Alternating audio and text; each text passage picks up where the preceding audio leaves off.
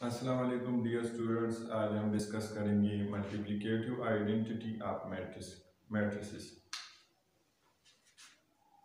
Multiplicative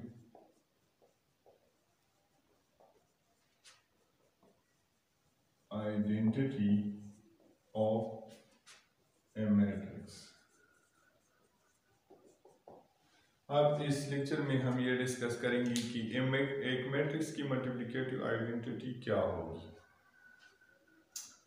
आपने numbers में यानी रियल नंबर्स में पढ़ा होगा कि हम मल्टीप्लिकेटिव आइडेंटिटी एलिमेंट्स या मल्टीप्लिकेटिव आइडेंटिटी हम किसको कहते हैं। तो रियल नंबर में हम वन जो है उनको हम मल्टीप्लिकेटिव आइडेंटिटी कहते हैं, क्योंकि वन को किसी भी रियल नंबर के साथ मल्टीप्लाई करें तो उनसे वही नंबर आ जाता है, यानी उनकी वैल्यू पर कोई असर नहीं पड़ता, यानी उनकी वैल्यू को चेंज नहीं करता। तो इसलिए हम वन को मल्टीप्लिकेटिव आइडेंटिटी कहलाते हैं। फॉर एग्जांपल आप ले one multiply by A, any real number, A means any real number आ, या इसको इस तरह मल्टीप्लाई करें A dot one is equal to A, यानी इनकी मल्टीप्लिकेशन से अगर आप लेफ्ट से मल्टीप्लाई करें या राइट से मल्टीप्लाई करें तो इनकी मल्टीप्लिकेशन से जो रियल नंबर है उनकी वैल्यू नहीं चेंज होती। तो इसलिए हम वन को मल्टीप्लिकेटिव आइडेंटिटी कहलाते हैं। अब हम डिस्कस करेंगे मैट्रिसेस में कि वह कौन सा मैट्रिक्स है जिनको हम किसी भी मैट्रिक्स से मल्टीप्लाई करें और उनकी वैल्यू को चेंज नहीं करें, तो उनको हम मल्टीप्लिकेटिव आइडेंटिटी मैट्रिक्स कहलाते हैं। फॉर एग्जांपल हमारे पास ए एक मैट्रिक्स है 2 5 3 1, ये एक मैट्रिक्स है। और हमारे पास दूसरा एक मैट्रिक्स है आई 1 0 0 1, यानी ये एक मैट्रिक्स है। अब हम इन दोनों मैट्रिक्स को मल्टीप्लाई करते हैं, यानी हम a मल्टीप्लाई बाई आई करते हैं। तो a मल्टीप्लाई बाई आई से क्या मुराद है 2 5 3 1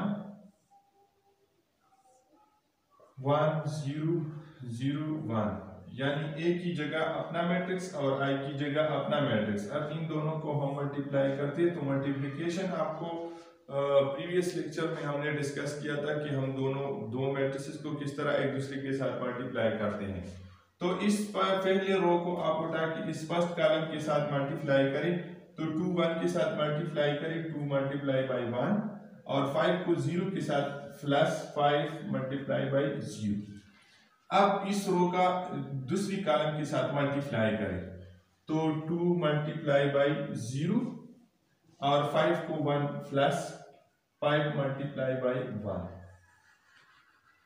अब इस दूसरी रो की बारी आ गई। जो सेकंड रो है इनको फर्स्ट कॉलम के साथ में मल्टीप्लाई करें, फिर बाद में इन सेकंड कॉलम के साथ मल्टीप्लाई करें। तो 3 multiply by 1 plus 1 multiply by 0, 1 multiply by 0।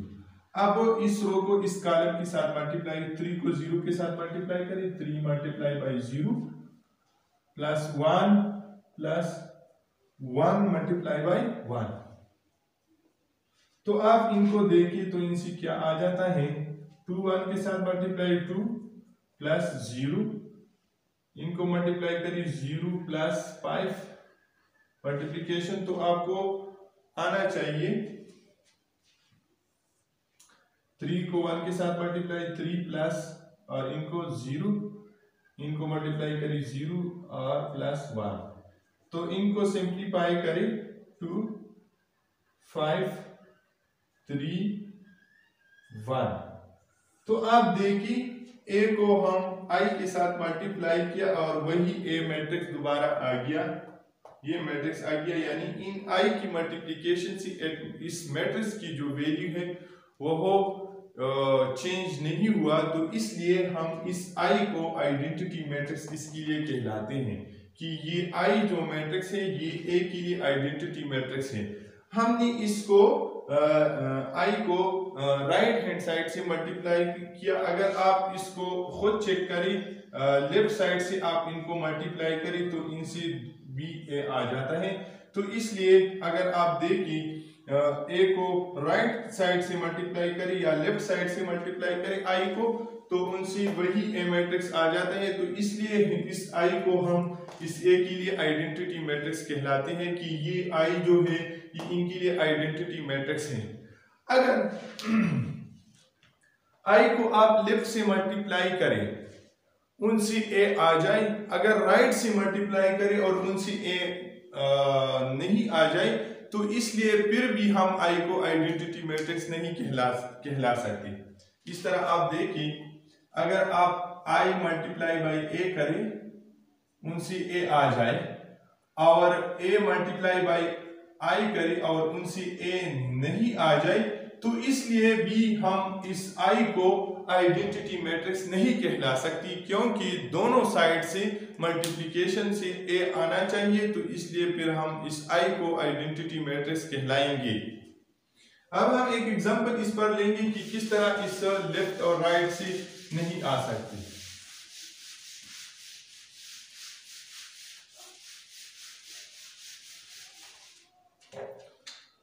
आप देखिए, ए हमारे पास एक मैट्रिक्स है 2 4 3 1 0 5, ये एक मैट्रिक्स है।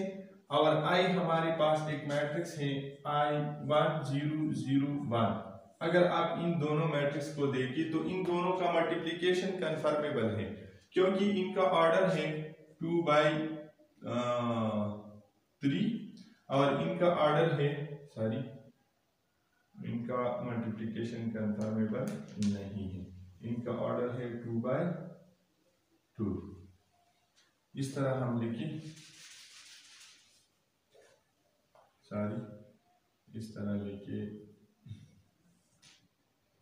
2 5, इस तरह लिखिए, इनका ऑर्डर है 3 बाई 2। अब आप देखिए इन दोनों का मल्टीप्लिकेशन जो है ये कन्फर्मेबल है, यानी 2 2 का इक्वल है, 2 is equal to 2। तो इन दोनों का मल्टीप्लिकेशन कन्फर्मेबल है। अब हम इसको चेक करते हैं कि ए आई सी क्या आ जाता है। ए आई को अब आप करें तो इनसे ए आ जाता है, अगर आप ए आई करें तो इनसे ए आ जाता है। अगर आप आई ए करें तो इनसे ए नहीं आ जाता, यानी इन दोनों का आई ए का मल्टीप्लिकेशन कन्फर्मेबल नहीं है।